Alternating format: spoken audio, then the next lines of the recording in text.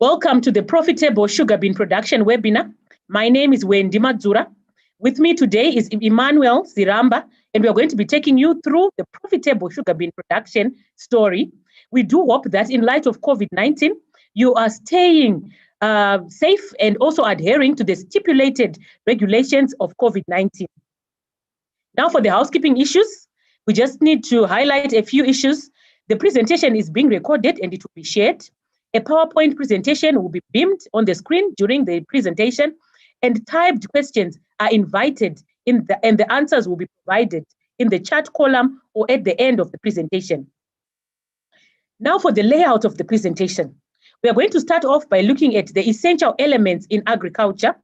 We'll then move on to look at crop selection factors. Before we look at the gist of the issue, which is sugar bean production, we will talk about the profitability, the profit story of sugar bean production, and then we'll look at the variety selection issues, and we'll wrap it up by looking at the agronomic practices that will unlock the genetic potential of the varieties that you will have selected. So for crop production to be profitable, there are essential elements that need to be taken into account. First and foremost, you need to take note of the genetics, which is the germplasm. If you're going to be profitable, you need to start right. You need to start with the right seed.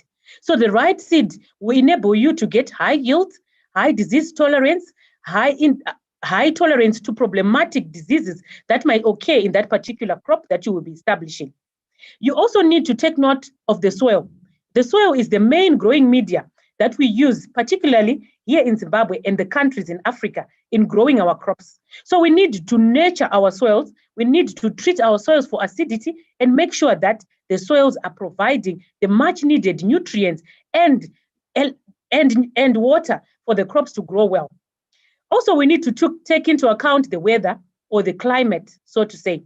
The unforeseen weather vagaries that we constantly see in light of climate change should be accounted for in crop production, where we need to adapt by adopting and getting climate smart varieties that are going to yield despite the climate challenges, which include dry spells, mid-season dry spells, a false start to the season, persistent rainfall like we are seeing nowadays, and also we get to prepare for the differences in altitude that we see in our different agroecological regions. Last but not least is the management. The management is the glue that is going to wrap up all these elements and make sure that we get the much needed yield levels from the genetics that we will have established. On crop selection, there are 1,000 reasons for low yields, so many that we cannot even list and exhaust them. But there are only 2 reasons for higher yields: using Seedco seed and adopting good agronomic practices. So on the colorful screen that you are seeing, we just thought of highlighting that Seedco is a very wide product basket of field crops and horticultural crops that can be grown extensively across different environments, from maize, soybean, wheat, small or traditional grains, to sugar bean. And the list for the horticultural crops is endless. Now, why grow sugar beans? Sugar bean is a valuable source of protein. The protein value from sugar bean can range between 15 to 25%. And it also enhances the soil structure because it adds on the fertility of the soil through nitrogen fixation. It is especially if you're going to incorporate the crop residue after harvesting. Good crop rotation as well is what we get from growing sugar bean, because imagine if you're going to grow maize, then follow up by putting sugar bean.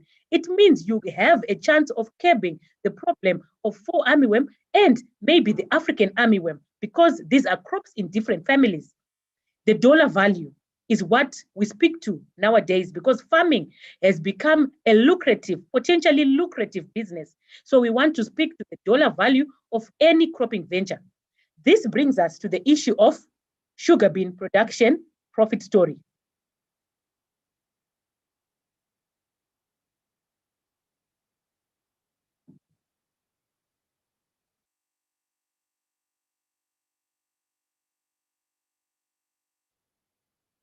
So the profit story of sugar bean. For any cropping venture to be profitable, you need to push your yield levels as high as possible. This is because if you push your levels of yield high and maintain the same variable cost, plus or minus, and manage to obtain a high price on the market, this will increase your return per dollar invested, which is the end game. This is the profit. So for sugar bean production, if you aim to achieve yield levels of between 2 to 3 tons per hectare at a variable cost of $800 to $900 and a selling price of about 1,000, then the return per dollar invested will range between $2.50 to about $3.50, plus or minus, depending on the market that you're going to sell your crop. The break-even yield for sugar bean is between 0.8 to 1 ton per hectare. So you really need to take note of the profit story of any crop before you venture into it, because farming is indeed a profitable business. Now, to just highlight some variety selection tips. Selecting high-yielding varieties with defensive agronomic traits that are adapted to climatic, which are the abiotic factors, as well as the biotic factors, which include disease pressure, is important because it feeds into your profitability as well as production level. The amount and distribution of rainfall, which is the seasonal forecast, the length of the growing season, altitude and air temperature in line with the agroecological regions. This is very important because it will guide you on whether or not your crop will make it to full maturity, especially if it's purely a rain-fed crop. Soil fertility and fertilizer management, bearing in mind that some crops have the potential to fix nitrogen, like your legumes, and some crops rely solely on applied fertilizer or nutrition. Planting dates, plant density standability, because looking at the standability issue, your harvesting might be affected by the choice of variety that you will have established, because some crops might have an erect nature, some might have a training nature. So you also need to look at the occurrence of diseases, your rotation plan, as well as your management. Narrowing it down to sugar bean, variety, or crop selection, you really need to understand that yield is the end game, and it is the determining factor when selecting our varieties. Sitco varieties are known for their high yield potentials, and in sugar bean, we have not spared you the varieties that are high yielding and disease tolerant, as you will hear from Emmanuel when he gets a time to speak about the varieties. Market preference is also quite pivotal in your selection of sugar bean variety, because in some markets they might prefer the speckled ones, some might prefer the red ones. The different types will be alluded to as we continue with the presentation. The growth habit, which speaks to the variety being either determinate or indeterminate, is also very important. The soil and climatic conditions, disease tolerance, rotation. Most of all, the take-home message is you need to establish high quality certified seed and desist from establishing seed that has been harvested from previous seasons, which we call retained seed. Because retained seed has lost its vigor and it has chances of high disease pressure, which will result in low yields. On that note, I'll hand you over to Emmanuel to take us through the types of dry beans that are available in the market and the most preferred ones. Over to you, Emmanuel.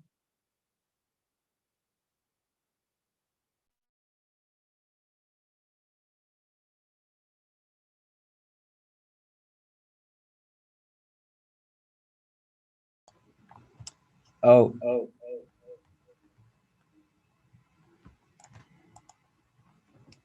Wendy, please mute your mic. Okay, ladies and gentlemen, I'm going to talk about the types of dry bean. So first and foremostly, dry bean is any type of bean that is edible in its dry form. So they range from black beans, navy bean, we call them Michigan pea bean as well, and cranberry beans. These are what we call sugar beans. So in Sitco portfolio, we have the sugar bean and the navy bean.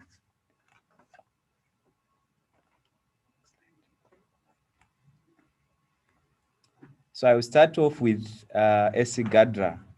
Esigadra is a sugar type which is purple speckles on a beige base. Its seed size is medium and its growth habit is determinate. It's upright, it doesn't easily lodge.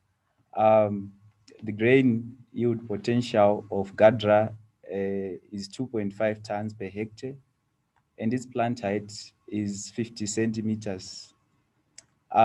Its unique characteristic is that it's ultra early. It matures in 65 days. And its days to flowering is 27 to 30 days. It takes 15 days from maturity to first shattering. So you have a window of harvesting your crop before it shatters. Gadra, because of its uprightness and determinate stature, it's very suitable for using a combine to combine it. Its seed rate per hectare is 110 kgs, and you can plant up to 400,000 plants per hectare. And we recommend that Gadra can be grown in the low veld and middle veld as well. Its pod clearance distance is 9 centimeters, and it has got very beautiful purple or violet flowers.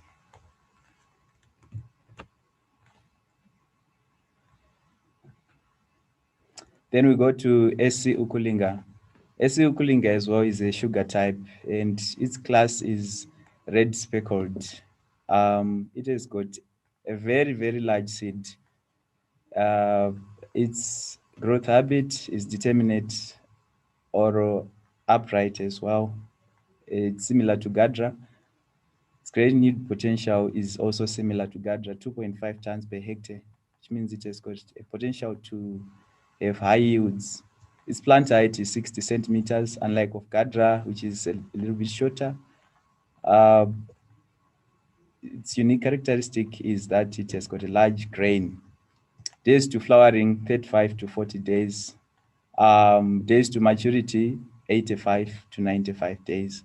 And another advantage of Ukulinga is that it has 21 days from maturity to pod shattering. It's very suitable to use a combine to harvest Ukulinga.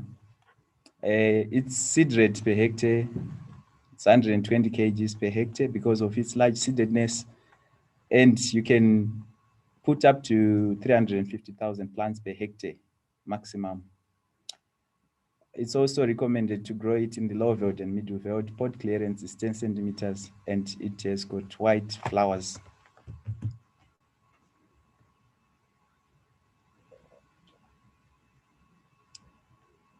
Then our next variety is,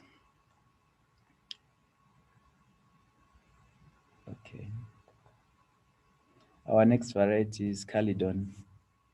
Calydon, it's a navy type. We usually call it Michigan pea bean. It's classified in the small white category, and its seed size is small. Our varieties, most of them are now determinate and upright, which makes them easy to combine. And its grain yield potential is 3 tons per hectare. It's one of the highest yielding varieties that we have in our dry bean basket. It can reach a plant height of 50 centimeters, and it's very, very suitable for canning. And many cane companies are looking for these particular varieties. Its days to flowering is 39, days to maturity 85, and 25 days from maturity to pod shattering. The seed rate is 120 kgs per hectare, and you can plant up to 400,000 plants per hectare. Its pod clearance is 8 centimeters and it comprises of white flowers. And our next variety, I'm going to combine two varieties here because they are very, very similar, Bounty and Sharp. They are both sugar types with red speckles and medium-sized seeds. they are indeterminate. Unlike the other three varieties that I have been talking about, Bounty and Sharp are indeterminate and twining. They've got an elongated stem that tends to twine as it grows. The grain yield potential of Bounty and Sharp is 2.5 tons per hectare, and they can reach up to 70 centimeters in height. Special characteristics of these two varieties is that they have got very, very tasty grain. They take 25 to 30 days to flowering and 65 to 75 days. Sorry, I think there was a mistake here. It's 85 to 95 days to maturity. Sorry for that. Days to shattering is 21 days from maturity up to first pod shattering. They are not suitable for combine harvesting because of their twining nature. The seed rate per hectare is 100 kgs per hectare, and you can plant up to 300,000 plants per hectare. Both have got white flowers, and the pod clearance of both is 6 centimeters. I will hand over to Wendy. Thank you very much, Emmanuel, for that detailed explanation of the varieties that we have at SEEDCO. Clearly, at SEEDCO, there's a product for every farmer. So now, having had all these varieties and their potential yields that you can, and the potential yields that you can get from establishing them, it's now time for us to unlock the genetic potential of these exceptional SEEDCO varieties by employing good agronomic practices that are listed on the picture below. Just to highlight the general conditions that you need to look at when you want to establish sugar bean. Sugar bean is sensitive to excessive temperatures of above 30 degrees and to a lack of or too much rainfall, which is why for those farmers who wanted to establish around end of December, it was a bit tricky because of the rainfall that was persistently received during that time. So it's tricky for you to establish sugar bean during a time when rainfall is very high. It is also not a crop to be established in frost-prone areas during periods of frost. However, the crop is highly adapted to a wide range of pH levels from 5.3 to 6.5 on the calcium chloride scale, but it doesn't perform very well in sandy soils. It prefers a clay content of 15 to 20%, 20% and above. That is the clay content that it prefers. And also in terms of the amount of water that you're going to require to establish a sugar bean crop and reach maturity without facing any challenges is between 450 to 650 millimeters of rainfall or of irrigated water. Now to look at the land preparation issues. Deep plowing is encouraged to aid drainage and root penetration and minimum tillage is also advocated for. Where minimum tillage speaks to issues to do with conservation agriculture, if you're going to do it at a small scale, it's a matter of opening up your furrows to a depth that is recommended, as you will see during the course of the presentation. If you are going to use highly specialized equipment on a large scale, there is equipment that speaks to conservation agriculture because we are moving with the times and we also want to be climate smart and adopt measures of land preparation that are conservative of the environment. Irrigation to field capacity is recommended to a depth of between 45 to about 60 centimeters, depending on the soil type. You can also plant when you have received effective rains of 30 millimeters or above, so that you can establish your crop effectively without the risk of it starting the process of germinating, but failing to emerge from the ground because of a dry spell. But suffice to say, this year, we are fortunate enough to say most parts of the country are receiving rainfall. Plant sugar beans on ridges or on a flat seedbed. On ridges, it's recommended highly because of the issue to do with drainage. Waterlogged conditions will affect the sugar bean crop, especially those who practice flood irrigation when they're going to establish their crop through the winter period in the low veld, where the heat units, even through winter, are a bit warmer.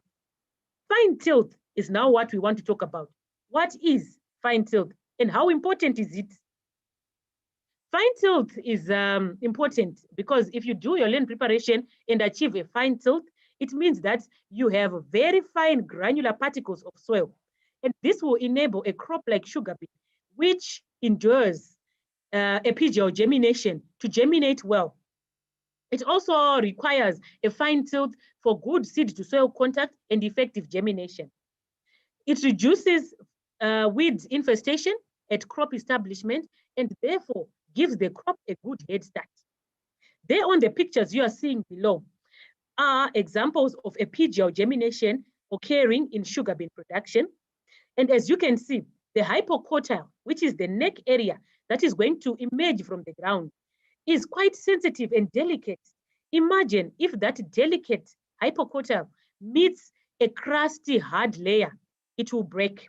If it meets a clod or huge clods in the field due to land preparation that has not achieved a fine tilt, it will break. So we really need to aim to achieve a fine tilt, be it in the planting rows that we are going to be planting in the furrows, or in the when we are using mechanical planting in conventional tillage, you aim to achieve a fine tilt so that you don't have large boulders or clods that will affect germination.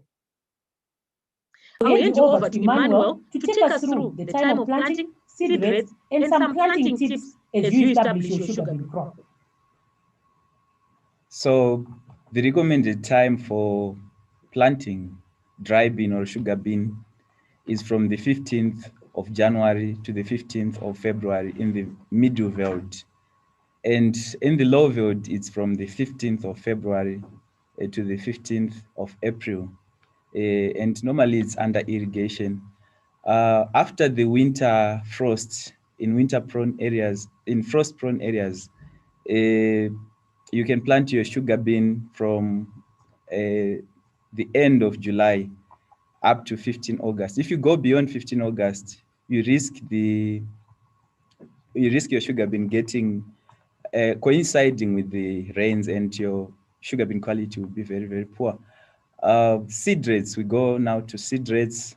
You need about 100 to 120 kgs per hectare, depending on the variety.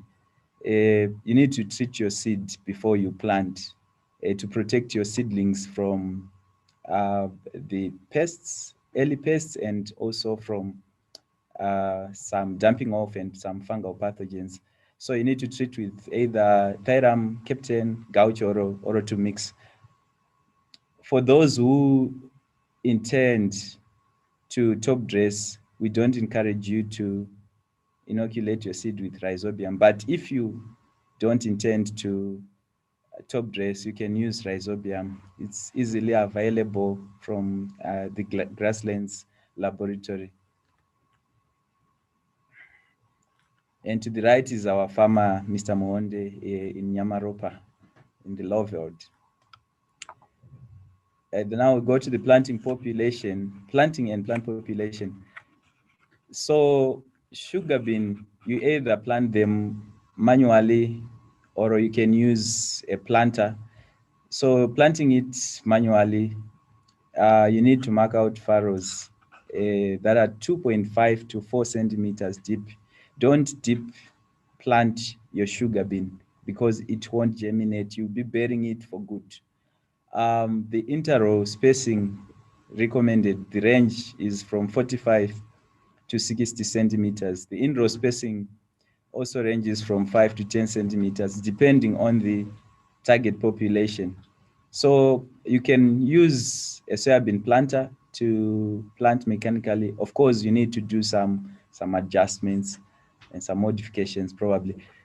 The recommended plant population for sugar bean or dry bean is 250,000 plants to 400,000 plants per hectare.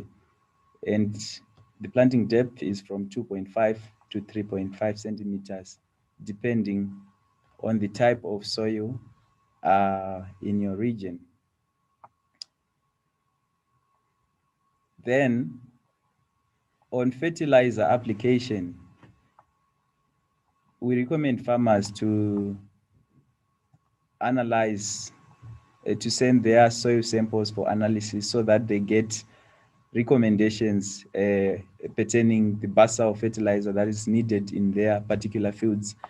The general recommendation for basal fertilizer is 200 to 300 kgs per hectare of compound D. So it depends on the fertilizer that you have. If you have cereal blend, you can apply 150 to 250 kgs per hectare.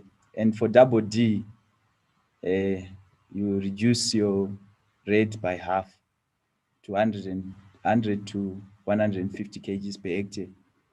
The method of application we recommend farmers is to broadcast, then you incorporate the fertilizer, the basal fertilizer into the soil, maybe through disking. Or if you don't manage to broadcast and incorporate, you can use bending. Put your fertilizer in furrows, and as you cover the seeds, you mix both the seed and the fertilizer in the soil so that you avoid burning the seedling. Right, on top dressing, for those who use top dressing fertilizer, we recommend a rate of 150 to 200 kgs of ammonium nitrate per hectare. Normally, you need to top dress your fertilizer, your bin at 25 to 30 days after planting, but make sure that you top dress before the flowering commences. Another important factor is that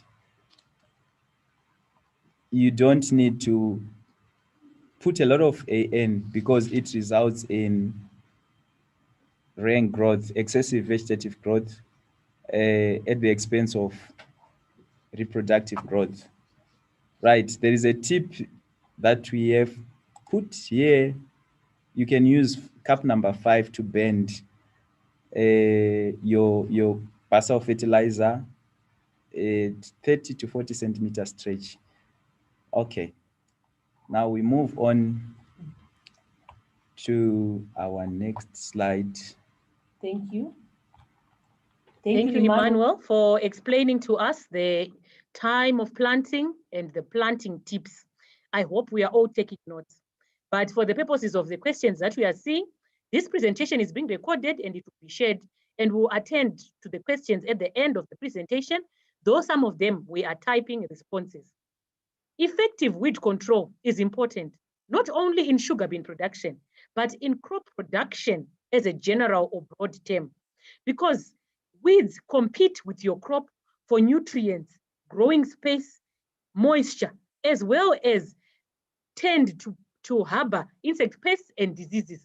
So it's important for you to apply timeously herbicides to control weeds, or to come in with manual weed control if it's the one that you're going to be using in your field.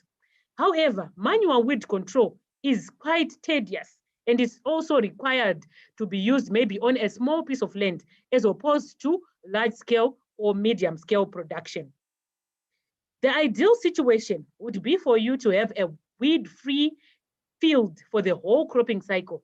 But the critical period is within the first 10 to 12 weeks, where 50% of your yields can be lost in the first 1 to 5 weeks due to poor weed control. Herbicide selection speaks to chemical control, and we are advocating for effective use of this by understanding the nitty-gritties that come with herbicide selection. First and foremost is the crop type. You need to take note of the crop that you're going to be applying the product in. Herbicides, they do not apply, it doesn't apply that if it's all beans, then this herbicide is going to work. Say, for example, if you take soya beans and you take sugar beans, the herbicide that works there might differ in the sense that one herbicide that works in soya bean, when applied in sugar bean, can burn the whole crop. For example, using active ingredient names, if you apply metribuzin, a pre-emergent herbicide recommended for broadleaf weeds in soya beans, if you apply it in sugar beans, the whole sugar bean crop will be burnt. If you apply classic, a post-emergent herbicide, which is recommended for soya bean, broadleaf weed control, if you apply it in sugar bean, the whole sugar bean crop will be burnt down. So you really need to pick your herbicide wisely based on the crop that you're going to establish. You will need to also take note of the weed spectrum, which speaks to the issue of whether the weeds are broadleaves, grasses, or sedges, the weed stage of growth. It's ideal for you to control weeds at 3 to 5 leaf stages, because once they've overgrown, chances are they'll just be shriveled or affected briefly and recover within a few days. You also need to take note of the rotation plan, where some herbicides that might have been used in prior crops might pose challenges in your current crop of sugar beet. For example, atrazine, which requires a period of about 18 months, it has a residual effect of 18 months. Depending on the rate that is applied, it also depends on the tillage level when you want to establish the next crop, but generally between 16 to 18 months. So it means when you establish your sugar beet crop, atrazine will register it as a weed and it will destroy it. So you need to be guided accordingly. The climatic conditions are also important, where the rain fastness of the product should be considered. Some products, or rather most herbicides, have a rain fast period that is within the ranges of 4 to 6 hours, which is to say you need to apply your product when it's not raining, as opposed to you chasing the rains by trying to apply just before the rain starts, because you risk washing off your chemical and incurring losses by buying another product or coming in with manual weeding. Cost is another topical issue. You need to make a cost-benefit analysis before you buy any herbicide, because there are a wide range of products on the market. So you need to choose wisely, guided by cost analysis. Effective use of herbicides depends on correct interpretation of that document that wraps around the product that you're going to use, that we call the label. It's usually not fun to read the label, but it's the document that contains all the information that will make a difference between correct and wrong application of the product. Contact agrochemical companies for more information on the application of herbicides. So this is just a chart to highlight some of the products that are available on the market for control. The important thing to note is that chemicals come in active ingredient and trade names. You need to be guided by the active ingredient name, as this is the name that is going to be the same across the whole world, as opposed to the trade name, which might differ. So in some instances, you might buy the wrong product, whereby you're buying a trade name that is similar to one that you have used before, when in actual sense, the active ingredient is not recommended for that particular crop. Insect pest control is another element of grave importance when you are doing crop production. In any cropping venture, you need to first look at the problematic rabble-rouser type of insects that are going to come in to that cropping venture and prepare well in advance. The important pests in sugar bean production are the bean stem maggot. The bean stem maggot is a problematic insect pest in that in the first month, it can account for about 50 to 100% of the loss of your crop stands. As you can see on the picture that is highlighted there, the maggot, which is the adult fly, will lay its eggs in the stem, on the stem, and the larva will hatch, the maggot will hatch inside the stem and cause the swelling of the stem, the area that meets the ground, it will be swollen. And it would disrupt the movement of nutrients and water, thereby resulting in the wilting of the crop. So within the first month, you need to manage bean stem maggot. And the products on the market are vast, but an example of an active ingredient that has been used extensively over time and is effective is diazinon, which can be applied at day 3, day 6, day 13, and day 20 respectively. But you need to make sure that within the first month, you deal with bean stem maggot. Otherwise, you'll be found wanting. The other insect pests that can wreak havoc in sugar bean production are highlighted in pictorial form, where you can see the cutworm, which can cut at the base where the stem meets the ground, the white grub, especially if you're going to be using organic matter or manure from cattle, you find that the white grub is prone to be prevalent there. And you also find that the aphids, especially, have you ever noticed on a bean crop that aphids, those black aphids that cover the stem, they will be sucking sap from the crop and spreading viruses. So you need to manage them effectively and on time. Then the strip that is below is highlighting the insect pests that are most likely to come during the the flowering stages of development of the sugar bean crop, where we have the beautiful looking flower beetle, but beautiful as it may look, it's devastating in that it will consume the flowers, which will affect the pod filling stage. We also have the semi-loopers, which will consume the foliage, and the stink bug, which upon consumption, they also tend to result in the wilting of the points that they will have passed through. So pest control should always be guided by the problematic insect pests that you are facing, and you need to do correct identification. Otherwise, you risk applying the wrong product and build the resistance of that insect pest when in actual cases you were able to control it. The other tip in terms of pest control is regular scouting. Regular scouting in a systematic way, where you come in and go inside the field. You check at the bottom of the leaves, at the back of the leaves, on the growing points, because these insect pests are not just going to hide in plain sight. They will also hide at points where you will not easily find them. In terms of disease management, you need to scout regularly for problematic diseases in the field.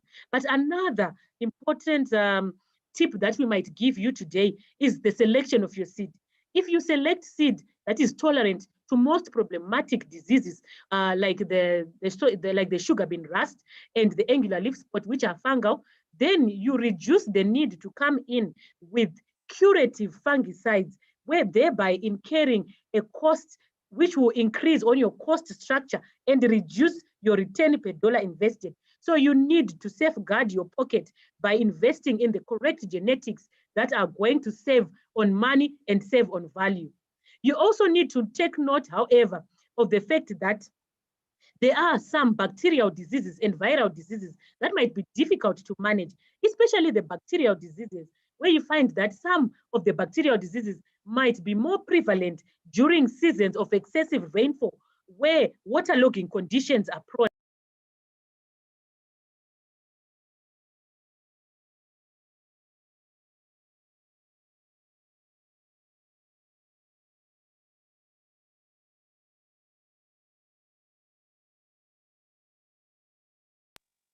This is just a graph to highlight the different products that are available on the market. The list is vast, but you also need to be guided by the fact that you can select from a wide pool, guided by the cost structure and the active ingredient of the product that you are applying, as well as the correct identification of the insect pest.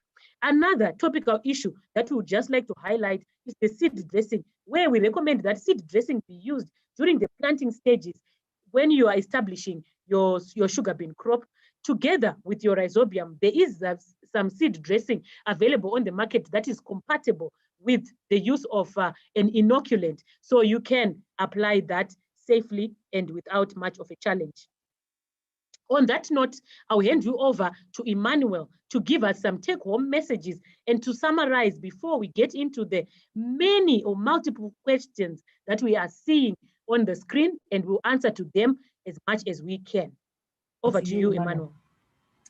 Okay.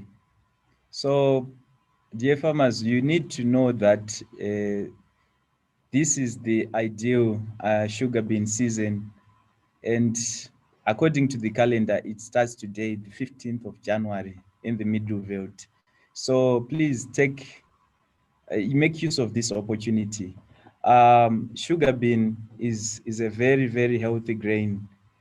Therefore, we can actually improve the health of our nation by adopting planting of sugar bean. Sugar bean is also of good importance to us as farmers because it improves the soil structure, and by the virtue that sugar bean fixes nitrogen to the soil, it also improves the soil fertility.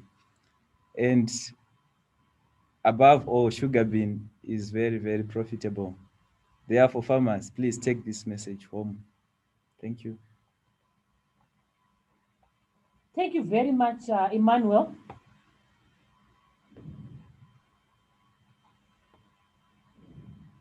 Thank you very much, Emmanuel, for giving us the take-home message. So the important thing there, farmers, like Emmanuel has already said, sugar bean is profitable. The varieties Seedco has the best varieties on the market, and you can grow your crops extensively across the country because sugar bean is adaptable. So before we get into the questions, I'd just like to conclude by highlighting a few quotes, rather 3 quotations that I found to be quite interesting and in line with the farming and activity. Crop Life said, and I quote, "Once in your life, you need a doctor, you need a lawyer, a policeman, you need a preacher. But every day, 3 times a day or more, depending on your timetable, you need a farmer. So always do your best. What you plant, you will harvest later. Even the Bible says you reap what you sow." So lastly, I would like to just quote the words of one of the most influential people in the agricultural sector, Akinwumi Adesina, the 2-time president of the African Development Bank, who said, and I quote, "The next set of billionaires in Africa will be farmers." So he got me there on billionaires in Africa and farmers. So who wouldn't want to be a billionaire? Jump onto the bandwagon, grow Seedco varieties, grow Seedco crops, grow sugar bean now so that you can be quite profitable in your farming venture. Also, take heed of the COVID regulations that are being given on a day-to-day basis on different platforms, because COVID is real and COVID will take lives. We are only as efficient and essential as long as we are alive. On that note, I would just like to invite questions, and thank you all for taking time to listen to our PowerPoint presentation. Remember, the link is going to be shared. So on that note, I'll just go into the questions that we have just received. I'll start off with this one here. We got on YouTube from Happy Mo Guasha. As a seed distributor, do you have a good market for sugar beets other than Mbare? Thank you very much, Happy Mo, for that question. It's important for you to always check for your market, which is the market analysis element, before you do any cropping venture. So we as Seedco, we have leads to the markets that you can sell your crop. You can sell to the Grain Marketing Board. You can sell to processing companies like National Foods, your Victoria Foods. Different markets can take sugar beet. You can sell to institutions and hospitals. There's a wide range of areas where you can sell your sugar beet. You can also embark on value addition, where you can package your sugar beet, put a brand on it, and sell it, thereby getting more value out of it. Thank you very much for that question we got on YouTube. Then moving on to the questions that we got on the chat. There is one question from Mandlan Komo, who's asking us, please clarify the altitude for the mid-veld. Maybe I'll just give that to Emmanuel to answer. Just the rate of the altitude for the mid-veld, Emmanuel. So the range of altitude of the mid-veld, it ranges from, say, 1,000 meters above sea level, up to around 1,100. Thank you very much, Emmanuel, for that. The important thing is to always be in touch with the agroecological region that you are in and get an understanding of that agroecological region, its rainfall pattern, its height above sea level, as well as other factors that might be in line with that agroecological zone. Now we go to the next question, a bit lengthy, but I'll read it as is. We got it from Letina Mapise, who says, "Good day. I am Letina from Banket and a new farmer in sugar beet. I have a field that I planted sugar beet on the 14th, which is close to a maize field. At 3 weeks, I came in with a post-emergent herbicide of Russell and atrazine in my maize field using a boom sprayer. There was a drift which affected the sugar beet crop. Some parts have already dried up and some parts are fighting to survive. What would you advise me to do? Should I just wait and see what survives and what doesn't? Can I replant?" That is an important question, and it highlights a lot of issues. We spoke about the climate issues, like the wind speed and the drift. So when you are spraying, you also need to take note of whether or not there's a lot of wind and the direction of the wind, they say, so that you don't incur cases of drift. So the extent of damage maybe would determine whether or not you need to replant or wait for the recovery of the crop or wait for the new growth or the foliage to come up, I would recommend that after this webinar, you send through some pictures of your sugar bean crop so that we can be in a better position to assist you effectively, having seen the pictures of the crop that has been affected. Otherwise, thank you very much for that detailed question. The next question is from Precious Nyamugama, who says, I would appreciate a recording. Recordings will be shared after, a link will be shared where you can then view this presentation at the comfort of your homes and at your own convenience. Then the other one is from Anonymous. Anonymous says, my soil pH is 4.9. I was told we have to add lime to correct that, but unfortunately lime takes 4 months to show optimal results. Is there any way that I can be assisted? Can I plant my beans without applying lime? Maybe I'll hand that over to you, Emmanuel, for an answer, a quick answer. So I think that you should look for an alternative portion to plant your sugar bean. Otherwise, you are going to compromise your yields if you use this field, because you definitely need 4 months for the lime to start working. So it's better not to plant or seek for another field to use. Thank you very much, Emmanuel. Or you can also maybe just come in with your crop, but like Emmanuel is saying, the lime will take time to work, but the process will start, though you will not realize the full benefit. The process will start if you apply it after about 3 to 4 weeks. It will start, but it takes about 3 to 4 months for it to be fully effective. Our next question is from Amandla Wadzingaire. The question says, hi Wendy, what is inoculation? First time farming sugar bean at commercial level. Thank you very much for that question. And it's very important. I'm sure it's a question on many farmers' minds. Inoculation is the process of introducing the bacteria, the inoculant, to the crop or to the seed in a bid to increase the process that was already occurring, but to push it up so that you get that commercial value and increase the yield level. So the inoculant that is constantly referred to is rhizobium, which is a bacteria, which is living. So as a living bacteria, it needs to be kept in conditions that it desires so that it will perform the work that you want it to perform when you apply it. So for sugar bean, for legumes, you can use the recommended rhizobium strain that is in line with that particular legume crop.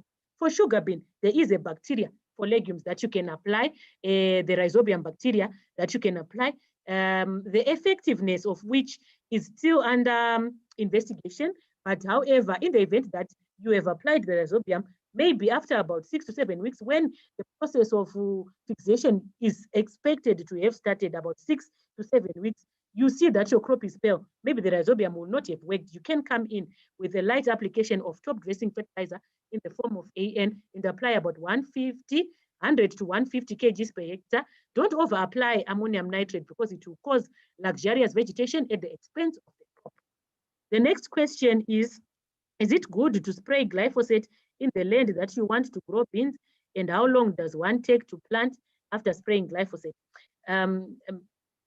Glyphosate or Roundup is one of the most abused herbicides on the market because it's a non-selective herbicide and it should be applied on weeds that have emerged.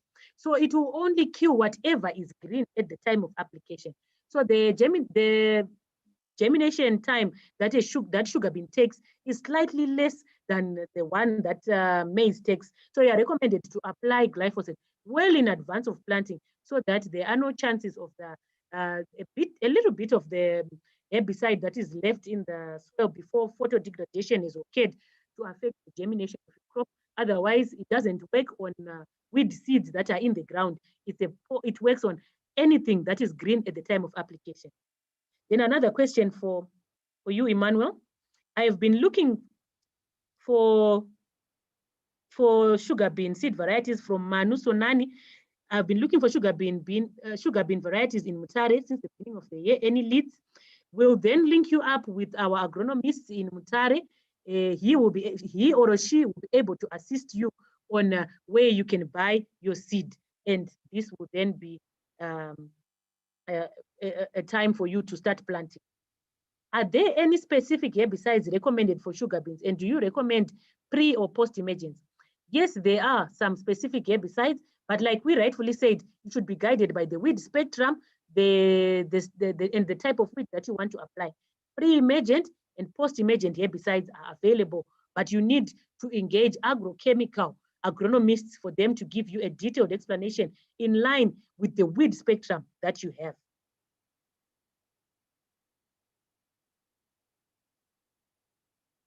There's a question here, Emmanuel, from Anonymous. The question says, what is the difference between Ukulinga and Gadra? Okay. Ukulinga, it matures later than Gadra, because Gadra matures in 65 days after planting, and Ukulinga matures between 85 days to 95 days after planting. So that's the major difference. The other difference is that Gadra has got purple flowers and Ukulinga has got white flowers. Thank you very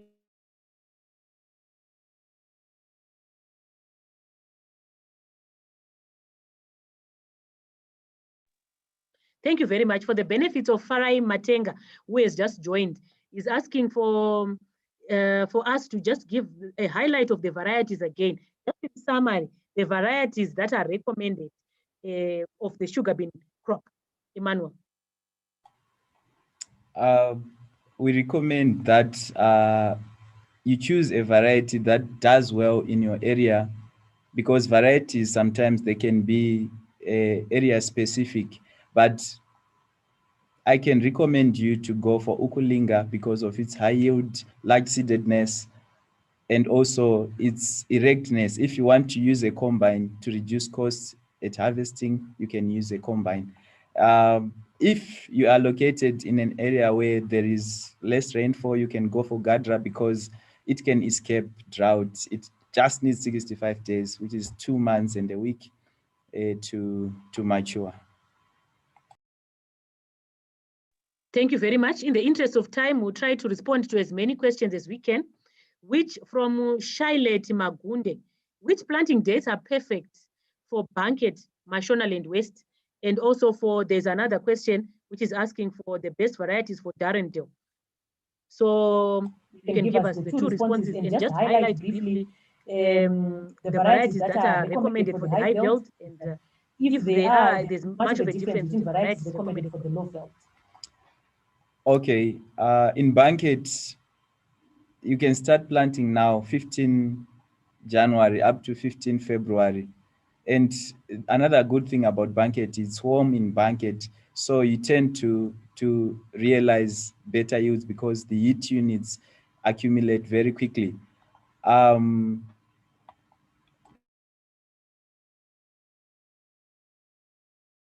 Darrendale also falls in the same category as Banket. You can also plant your sugar bean starting from now up to the 15th of February. Thank you very much, Emmanuel, for that. There's a question from Lalwen, from Mr. Moyo, who is asking, can I farm using cattle manure only without putting fertilizers and get good harvests? So to this question, I would like to say it's possible, but fertilizer or nutrient management should be guided by soil analysis. This is the only sure way for us to know the state of the soil and the organic matter, organic content of the soil, so that we are able to apply the necessary nutrients that will add value to our crop in line with the nitrogen, phosphorus, potash ratio, as well as the trace elements that the crop might require. The next question is, there's a question from Faith Mbengo, Emmanuel. Faith is asking, is it late to plant now? Maybe you can re-emphasize that this is the time for them to plant this crop. Okay, Faith Mbengo, you are in Kadoma, right? So it is not late to plant now. It is the beginning of the planting season for sugar bean. So look for your inputs. Come to Seedco and purchase sugar bean seed and start planting. You can plant up to the 15th of February. Thank you very much. So we'll just take one more question. We are getting a lot of questions from farmers asking for the varieties that are specific to their areas. So it's important for you to note that our varieties can be grown across the whole country, our sugar beet varieties. It's a matter of timing. You just need to make sure that you are planting when at a time when the crop is able to get the much needed rainfall. If it's a 100% rain-fed crop, the much needed rainfall to reach physiological maturity in line with the days to maturity as alluded to by Emmanuel, which range from day 65 up to day 110, depending on your area.